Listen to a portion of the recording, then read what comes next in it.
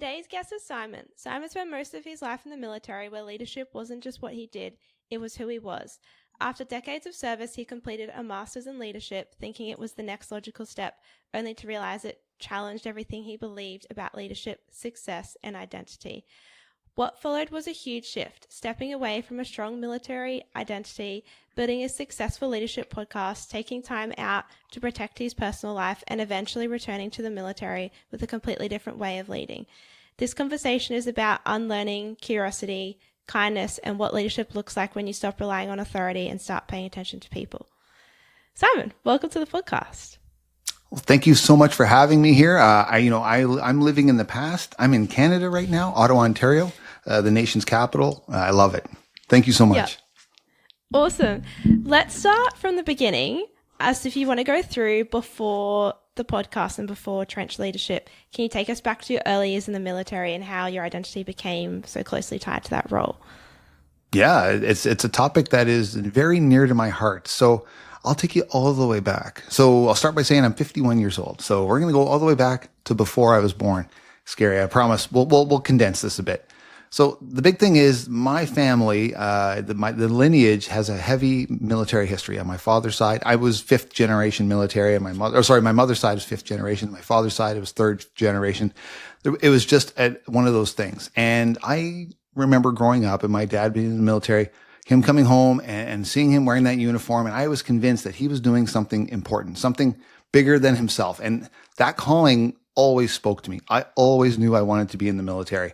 And that's just what I knew. I was very lucky. As soon as I graduated high school, I went and joined the military. The irony of that is I was pretty immature as a child. I was way more interested in girlfriends and drinking and then studying. So I knew I needed to have a high school diploma to apply to the military. So I did, but my grades were certainly not indicative of my intelligence level, I think, and the effort that I could put into things. So when I first went to go to apply to the military, I expected them to be like, "Oh, Simon Cardinal, incredible. Finally. Thank you for joining our military. We are saved." And what I got was, Mr. Cardinal, you are an immature little expletive. And unless you grow up and you get a driver's license and hold it, and you keep a job and hold it, and you go back to school and improve some of your core grades, you are not welcome in my military. I was stunned. I didn't see that coming at all. I thought for sure they were going to have me, give me a super promotion right away and a big chunk of cash, and away I went. And that was, of course, the opposite thing. So on the bus ride home, I was one of those first pivotal moments in my life where I'm like, yeah, that guy's right. I'm a jerk. So I did what he told me to do. I went and got my driver's license again, and I kept it. So I'm doing that, and then I got a job, and I held it. And I went back to school. And I increased my grades, and away I went. And so 2 years later, I finally was able to get in the military, and I experienced that. So it was great. So I started in the infantry, and I was all in. This is what I wanted to do. I did 5 years with the infantry. I went to some deployments, international and domestic deployments. And that was good. There was a lot of cool experiences. Throwing hand grenades, by the way, is one of the funnest things we'll ever do if you like those types of things. Yeah. And it's one of the few things that are actually very similar to movies. So doing that, and then I realized after 5 or 6 years, it was time to do something else because my knees were getting sore, my back. And in our military system, there's a way that you can change trades and stay in the military and get retrained. So I applied and I was accepted.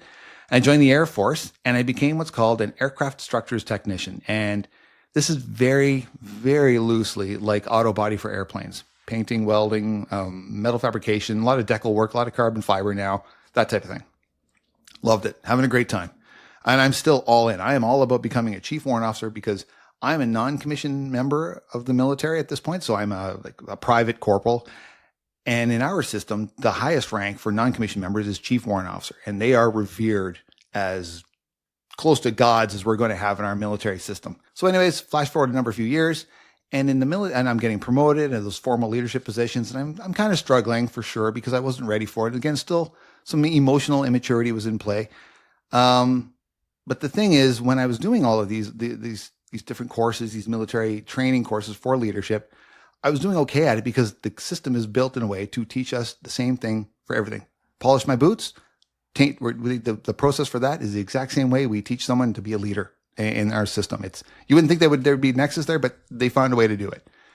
And I'm all in. And I think that this training is education. In my mind, it's the same thing.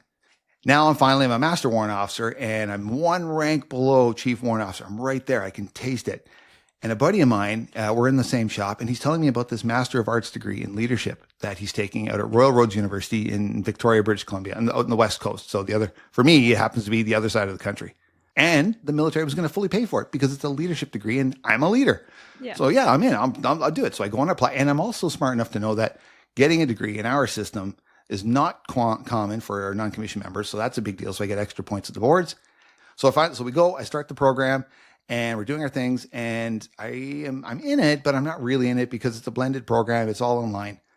But we have a residency coming up, and about a week out, I start freaking out. I am convinced that I have no right to be there. The entire cohort is all a bunch of civilians and me. I'm the only military member, and I'm about to immerse myself in a program that I'm realizing is far more in depth than I was anticipating. And everyone in my cohort, their professional titles, a lot of them started with the letter capital C or executive this or director that. I'm now realizing that there's a huge difference between training and education. The military leadership training program is fantastic. The Canadian one anyways, is fantastic for training our members to be ready to lead and manage, more about managing their members at their current rank level and a little tiny bit at the next level. We're very, very good. We have a strong, robust program. What we're not good at doing is preparing our non-commissioned members for education and preparing them for when we take the leap from a tactical perspective and preparing them to have to start open their mind and be able to speak and think at a strategic and institutional level. And we don't start doing that and kind of even start talking about it until they're a master warrant officer. And so what I found was I all of a sudden stopped caring about getting promoted. What I cared more about was being authentic to myself and knowing how I was going to be as a leader. Was it true to me? And if it was true to me, what did that look like? Because I'd never questioned it, because my entire identity, my entire adult life was about being in the military, about getting to the promotion, getting to the next thing, being considered to be successful. And I didn't know that because at the core of it, I wanted to help people, and I still do. So I got back, did a little bit of soul searching, and realized I needed to make a change. So in the middle of COVID, I quit my pensionable job. I worked for another company called Calian here in Ottawa, and I became a contract manager, and I completely left the military. It happens to be that there's an opportunity comes up where I can rejoin the military, but as a reservist, so part-time. And I joined the squadron. I'm doing a great time, but it becomes very obvious that if I'm going to commit to being a command team partner, if I'm going to be part of that, where my job is to advise the team, how can I do that if I'm not fully invested? So I quit Calian, and now I'm back in the military, and I got promoted to chief warrant officer. So, and I feel so much better because the reason I'm here is because I want to lead the way I feel like I can lead, and not just to get promoted, not just to be seen as successful. And so ultimately I landed on my leadership mission statement being stay curious, be kind, and lead authentically. And so that's it. So now I'm doing that. And then I've translated that into the podcast. That's it. I'm sorry, a long-winded story. That's okay. I just want to unpack. So you mentioned, so you had to take a period to find your authentic self and look inwards. What did that logistically look like for you to get to that stage? What did you have to do? Yeah, well, it's a great question. I'll say the first thing I had to do was have a meltdown. I was having a hard time recognizing and acknowledging that I was struggling for a bunch of different things that had happened in my military career, in my personal life. And I needed to basically fail, like get to that fail point where I just couldn't do it anymore. And when I did that, it forced me to stop and put down all my cool little side projects. They were all distractions to avoid, for me, to a certain extent, to avoid the real challenges, the things I had been avoiding my entire life. I had to deal with them, and I did. Fortunately, my daughter, she sees a therapist and for her challenges, and we were talking about that. She's like, Dad, the only reason I'm able to go see a therapist is because you made it safe for me to do that. You told me that it was the safe spot to go, that these people are there to help you, and even if you don't like the answers, they're unbiased. They're there to help you. So if it's good enough for you to tell me to go do that, why aren't you doing that? I'm like, well played, child. Well played, child. So I took her to Dairy Queen. When We your got kids some ice give you cream. advice. Oh, let me tell you about the California roll story sometime. She totally won that one. So I took her out for some ice cream, and then I started the process, and Yeah. I found a therapist, and I specifically looked for someone who was going to not put up with my bull poop. Yeah. I wanted someone that's just going to lay it out straight, and I got that in Jeb, and she is incredible. And then the other thing that had to happen was I had to be open for it, like truly, honestly open for it. It's going to be a struggle. It continues to be a struggle. I had a Yeah. pretty hefty therapy session today, Yeah. but the difference is I'm open to it. I'm open to the challenges that come with it, and the aftermath that what happens. You have to be open to it.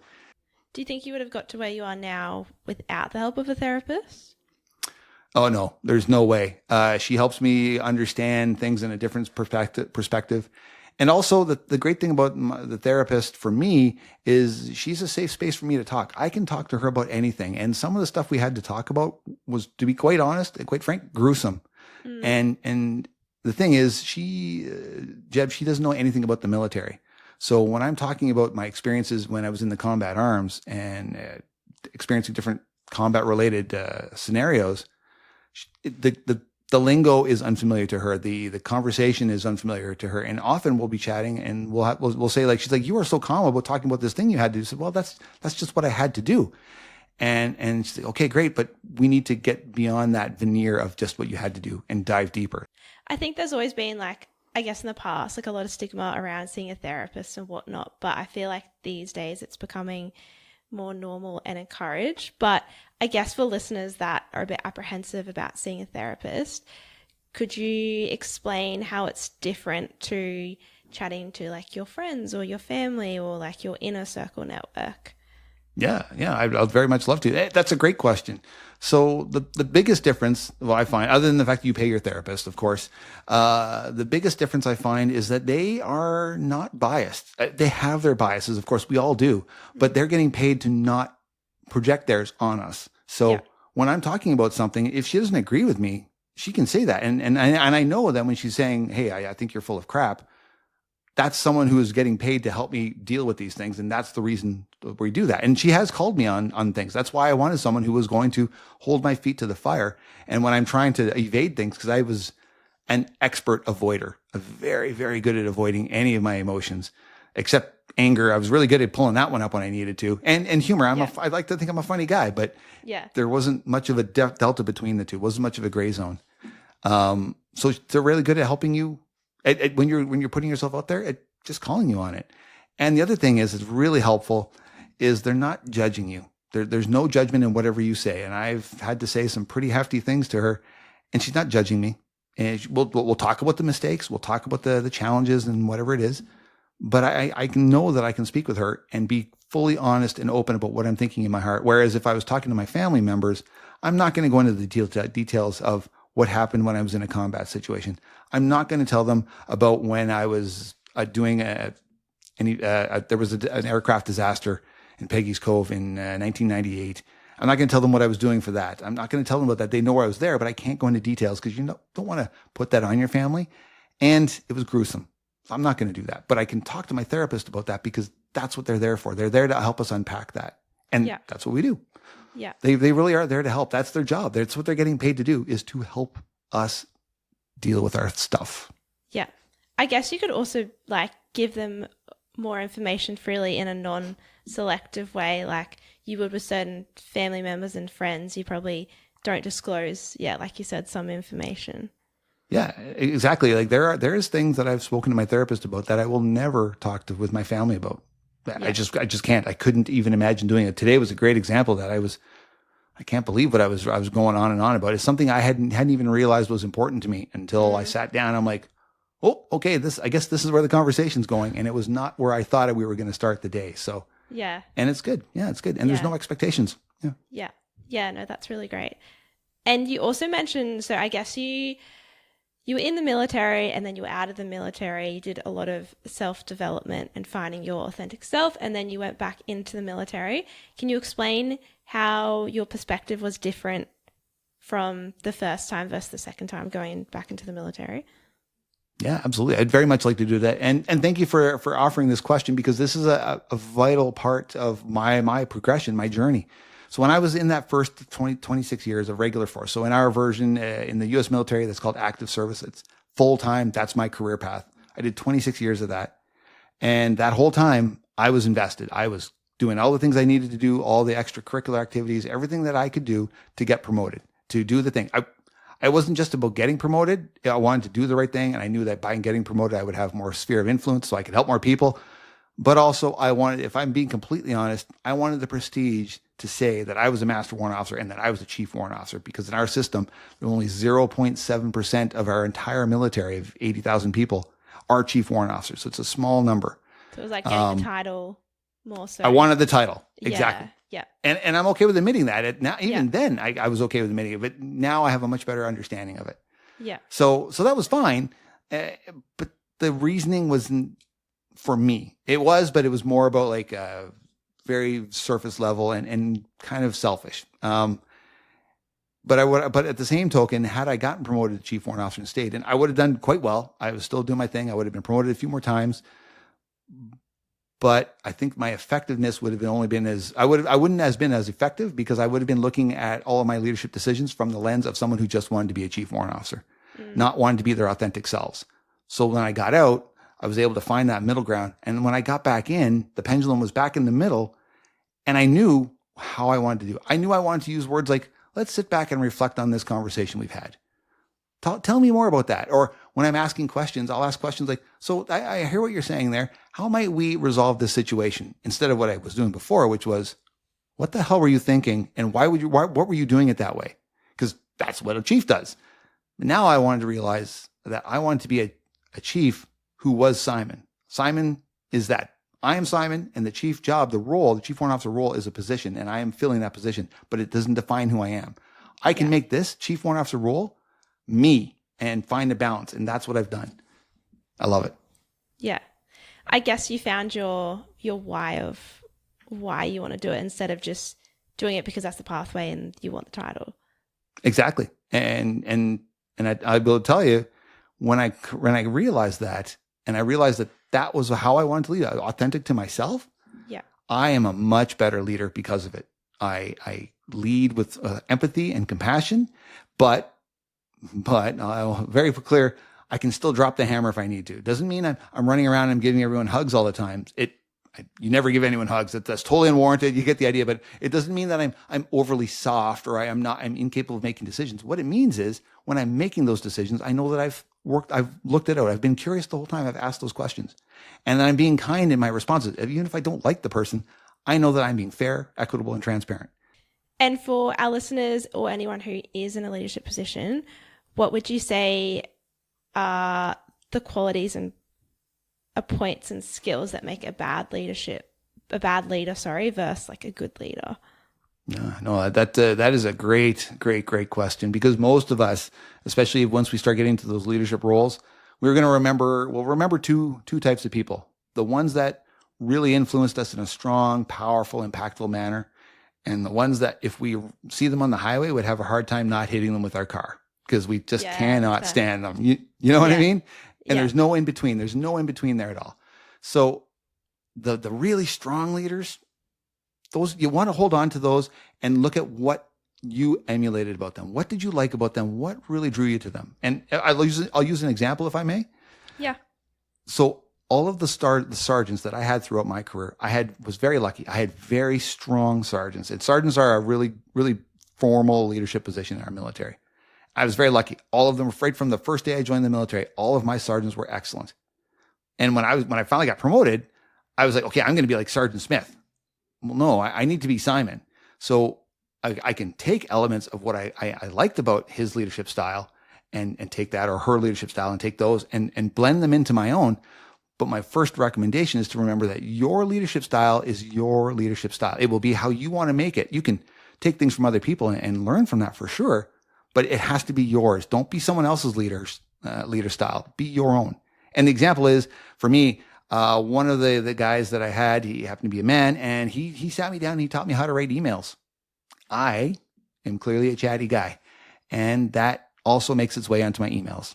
I think context is important, and I think the background, I think everyone, they say, yeah, I write on something, I got all the information. But most people don't want that. They just want bullet points. Some people want something in the middle. Some people want the story. My job as the leader is to know what that is. And when I write my emails, to tailor their needs, because my purpose is to make sure that they can do the job as effectively and efficiently as possible. And if I'm sending them a giant email and they don't want it, I'm not helping. And so there's that. So, and then the other side of it, when you're looking at the terrible leaders, look at the examples they're providing you. These ones here, these ones tend to be the ones that really stick with us. And the ones that we're like, wow, if I'm ever in charge, I'm not going to be like that jerk. And I had a lot of them too. And in infantry, when I was way up in Churchill, we were doing a sovereignty operation. It was like minus 55 outside. We're outside and we're doing our thing. And then because it was so cold, how cold was it? It was so cold that they actually wouldn't let us sleep in our tents. They put us in the local high school gym because it was just too dangerous. The naphtha was freezing, gelling up. So we're in this gym and we're all drinking because that's what people in the infantry do. We're all getting really, really drunk. And my sergeant, who none of us liked anyways, he, in his drunken state, thought it was a good idea to go into the kitchen and cook all of the eggs and bacon that we had for our entire section, so 10 people, because he was hungry because he was drunk. So we get up in the morning, we're all waiting for food, and there he is, passed out on the floor.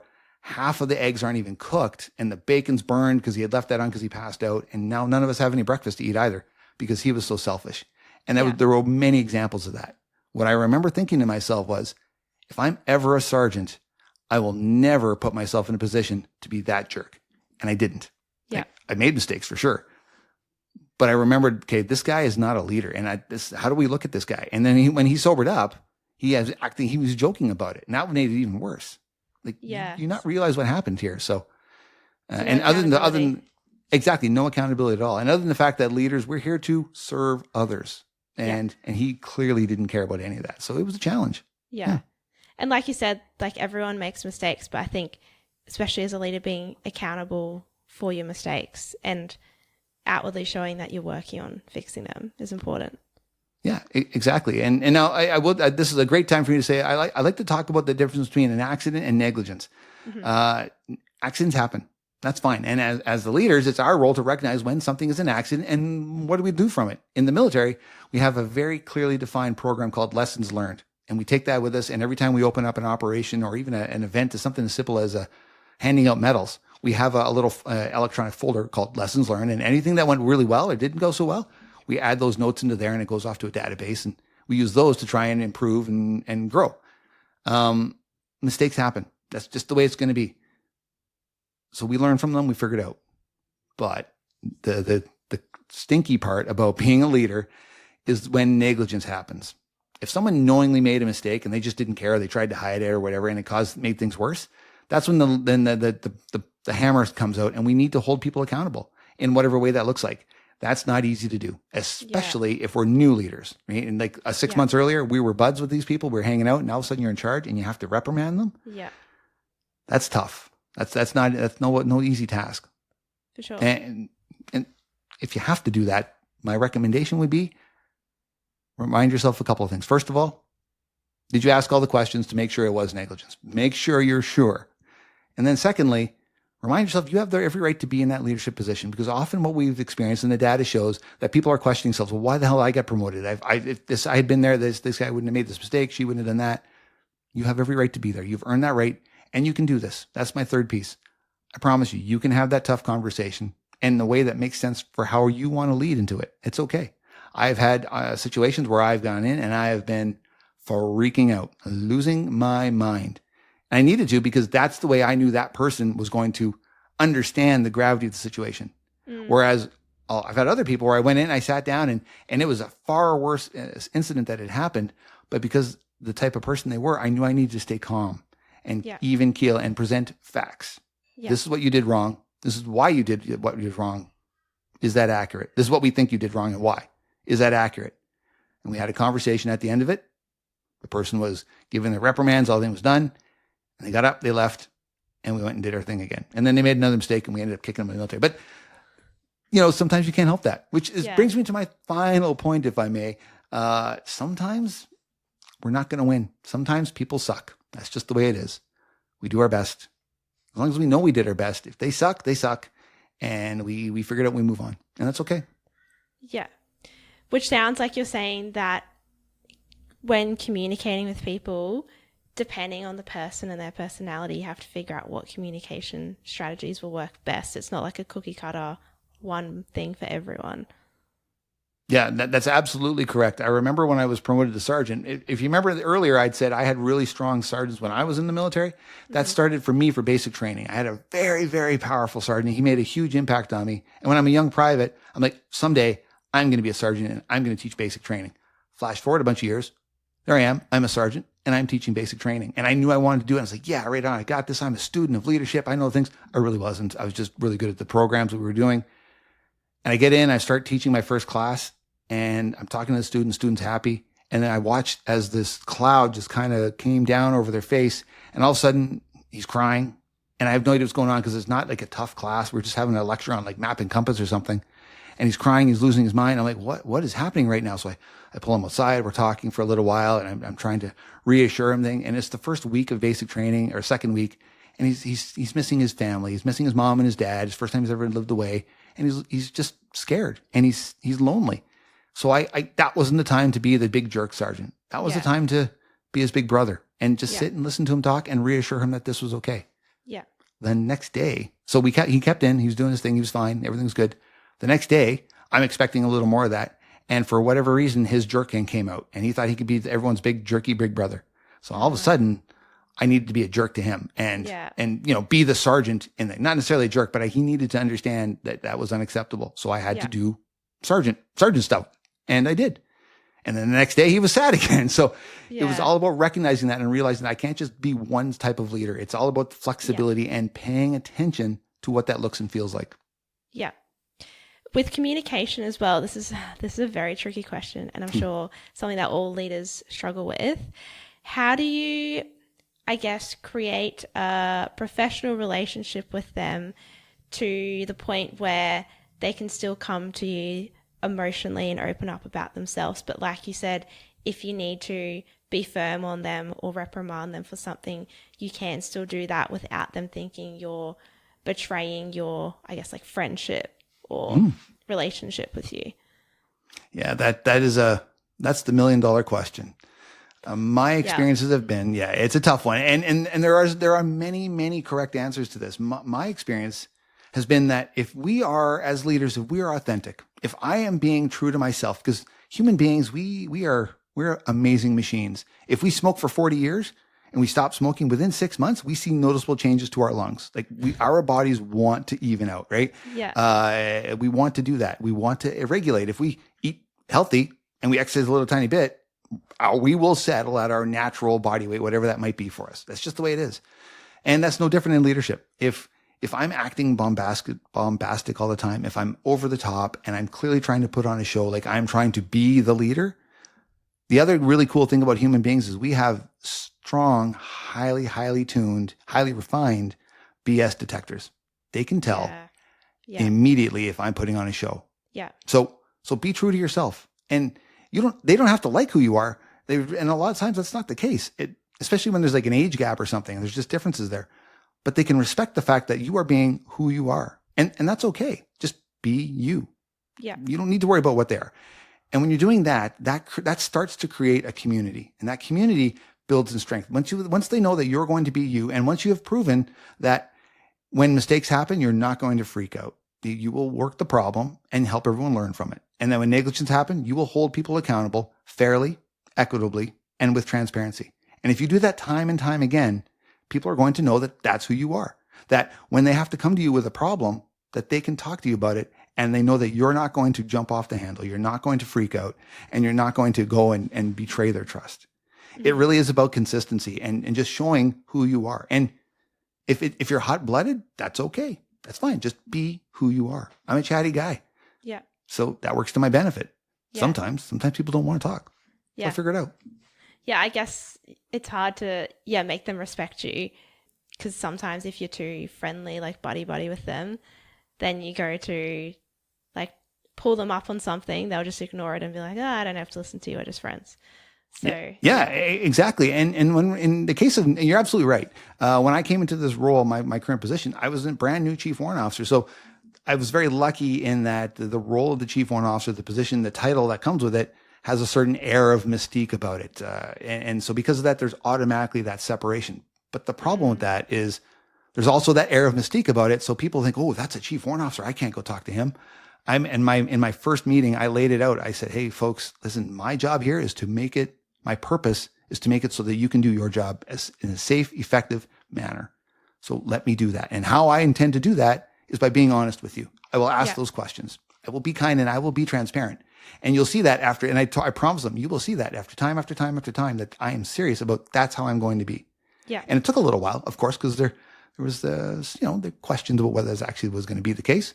But when they saw that I meant that and my actions met my words, and that's a big part of it. When my actions met my words, they opened up, and I get people constantly coming to me just to talk to me and let me know how they're feeling. That tells me I'm doing a good job.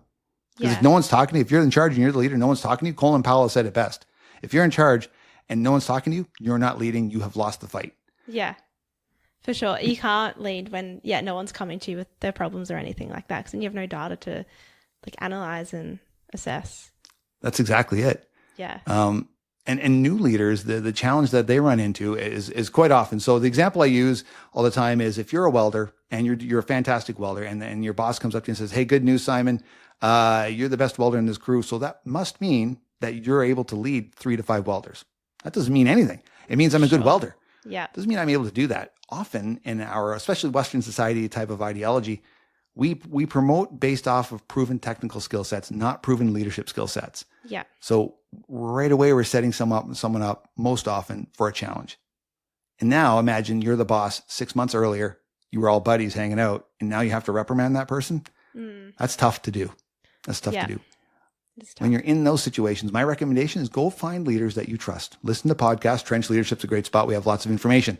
Find people you trust. Talk to your friends. Go talk to your supervisor. How do I do this? Yeah. But make sure it's people you trust will give you the answers you want. You know that will help you, and you believe that will help you, and that you trust their information, because sometimes you're not going to like the answers, but maybe that's what you need to do. I definitely find having role models helps, because if you have nowhere to start, just looking and, like you said, assessing what you like that they do and sort of just copying that really helps. Oh, yeah, absolutely. One of the best sergeants I ever had is a guy named Michael Bevington. Shout out, Mike. And he was fantastic because he was gruff. Like, he was very, just gruff. He was very short, but the guy had a passion about him. You knew that when you were part of his crew, that he would go to bat for you. He would die for you because you were part of his crowd. Yeah. And that loyalty was there. And as long as you did your job and you participated and you brought value to the team, you're fine. And even if you didn't, he was willing to give you those chances. And how he did this was because he was authentic. We all knew he was kind of cranky. Yeah. But we also knew that when it came time for recognition, that he was the guy who was going to make sure we were all taken care of. That he treated us fairly. And I carry that with me. That's the part of his leadership that I try to make mine. That I will take care of people. That is my job. And I will do it to the best of my abilities. And I'll show them that by doing it. Yeah. It also looks like he very much leads by example, which is something that I've analyzed I like in leaders, because you have more of a foot to stand on if you, I guess, have to tell someone to do something, but they see that you're doing it too, or you have to sacrifice something for the team. So, yeah, leading by example, I think, is really important. Yeah, absolutely. When I was working for him, we were in Cold Lake, Alberta, which is northern Alberta, so central Canada for us. And the odd time we'd have to work on the weekend. It's just the way it was. I'm in the military, right? We get paid salary. So people would be complaining, I can't believe I have to do this and that. Yeah. And he would come in and tell us that. And he would, he wouldn't stay with us all day. Yeah. But what he did do is he would show up with a box of donuts or some coffee or whatnot, just to say, hey guys, hey folks, thanks for the work, and I really appreciate that. I can't stay. I've got stuff going on. He'd make a joke about how he gets to leave and we don't get to. Yeah. And then he would go and we would be fine. And we recognized that was the thing. And it was those small things that mattered. Yeah. And often it doesn't need to be the big examples, these big shining examples of how to lead by example. It's just recognition and understanding that it's there. And it's the small things that matter. Leading by example is, it is, in my opinion, one of the top 5 leadership tenets that a leader needs to be able to do to be an effective leader. Yeah. That was actually one of the questions I wrote down. What are your top 5 leadership tips? What are the odds of that? So I'm sorry, it was the top 5 tips, was it? Or Top 5 tips, yeah, for our listeners in terms of leadership. I know we've already gone through lots of them, but even if you're just concise, yeah, your top 5. Oh, sure. I can totally condense that. So the number 1 is be true to yourself. Yep. 100% be true to yourself. What that asks, what that looks like. The challenge is often we think we know, but be true to yourself. And the example I like to use is describe to me the movie Die Hard in 30 words. It's tough to do. We know the movie. All right, I hope you know the movie Die Hard. Maybe I'm that old, but we know the movie, right? But describe it in 30 words. That's tough to do. So I offer to leaders, describe your own leadership style in 10 words or less. That's because if you're succinct, you'll catch it. You'll find the words. You'll figure it out. And don't use it. Don't use Google Gemini, or do. I don't care how, but figure it out. Yeah. The next thing is to lead by example. Absolutely. Yeah. When we expect people to follow us and expect them to follow our commands and our orders, and sometimes the non-popular ones, that is, the only way we're going to get that buy-in is by showing them that we will be consistent in how we're going to lead. That when we will apply the same rules, the same disciplinary, administrative, or success things, the same time, every time, without fail. Lead by example. The other thing, the third point is, I would like to remind everyone that when we're in those leadership roles, we are being judged by everything we say and do. Every single thing. You won't even realize it, and you are being judged for that. And often, your team won't even realize they're judging you. If you're having a group scrum and you're standing there with your arms crossed, because I happen to like to cross my arms, and that's sending that body language is sending a message saying you're closed off to their idea. Yeah. And in my case, like I have this thing where my daughter calls it my Garfield eyes. Garfield's a cat that was in a cartoon in the 80s. And Garfield was like, okay. And so I have this thing when I'm really, really concentrating, I scrunch my eyes down and my Garfield brow kicks in. And I'm like, it looks like I'm angry, but I'm not. What it is, well, sometimes it is, but I'm not. And most often what it is, I'm really invested in what's happening and I'm really, really concentrating. And because I've got a tiny brain, it takes a lot of brain power. And so I'm really working it hard. So, I'm being judged for that. And they're like saying, hey, why is Simon angry? Simon's not angry. Simon's invested in the conversation. Yeah. So be cognizant of that. Let people know that. And when I start a conversation, a tough conversation, I remind people, hey, listen, my Garfield eyes might come out. I'm just concentrating. If you're not sure, ask the question and we'll figure it out. And they do. And they figure it out. Yeah. And if you come cruising in at 9 a.m. every day, they're going to wonder why, right? Or whatever your timing is. If you come cruising in late every day. Yeah. Which takes me to my next point. Do not be the source of gossip. Be that example. That's important. Sure. Yeah. Don't be the person who's spreading that gossip. Don't engage in that. You need to have, as the leader, we need to have that division. There has to be a clear-cut line. And the second we start engaging in gossip, you've lost it. It's completely gone. And as a reminder, gossip is always 100% of the time biased. It is against someone else or something else. Yeah. And so when you're talking to that gossip and you're throwing it out there, what you're basically doing is you're saying you agree. Now imagine someone's on your team, they're gossiping to you about someone, you're like, yeah, totally. You have just now agreed that another person on your team is stupid or whatever it is. Yeah. Now, how can you be in charge of that? Down that respect is gone, and they may not even realize that. And what type of setup is there? Yeah. And the last thing is, folks, everyone is going to make mistakes. You will continue to make mistakes. I continue to make mistakes. It doesn't matter. It's what you choose to do with them that helps. Are you going to learn from it? Are you going to grow from it? Accept it, figure it out, and move on? Maybe in my case, I'm usually pretty embarrassed, but I figured out what did I do wrong? I look at it, I analyze it, often overanalyze it, and then I figured out, I learn from it, and I move on. It is okay to move on once you've learned from it. Don't let it define your leadership position. Yeah. I think reframing it, so rather than looking at it as mistakes, looking at it as like learning opportunities or learning pivots.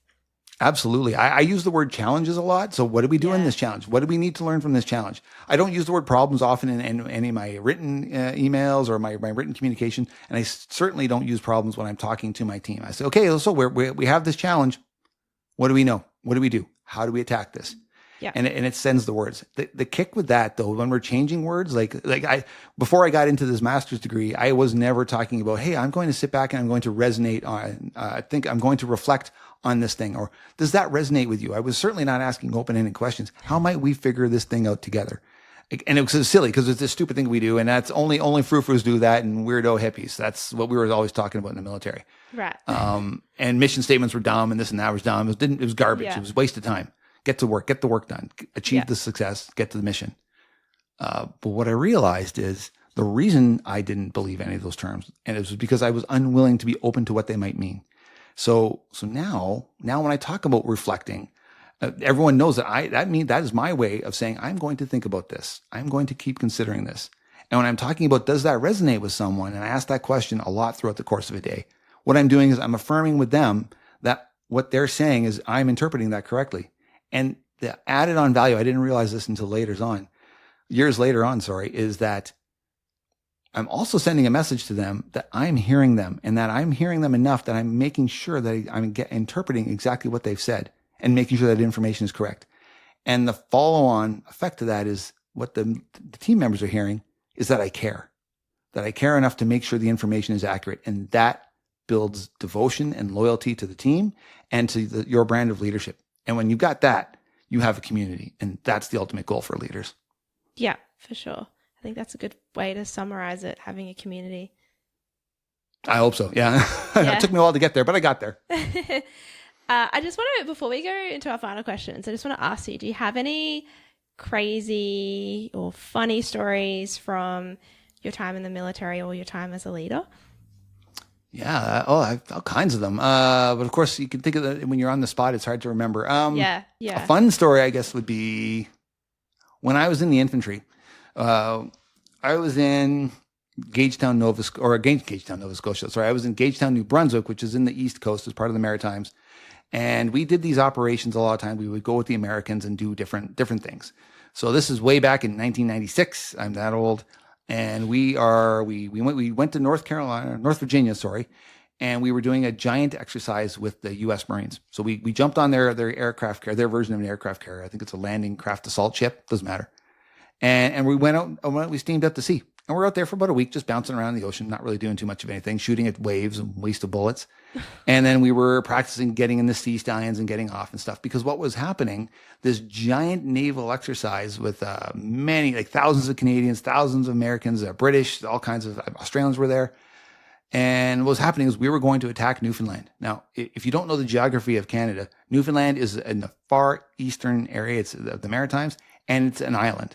So we're about to attack this giant island, and it's July, and it's very hot. It's very humid, and the mosquitoes in Newfoundland are crazy. It's very high. It's very wooded. They're about the size of small cars. They just take you away to feed their kids. It's crazy.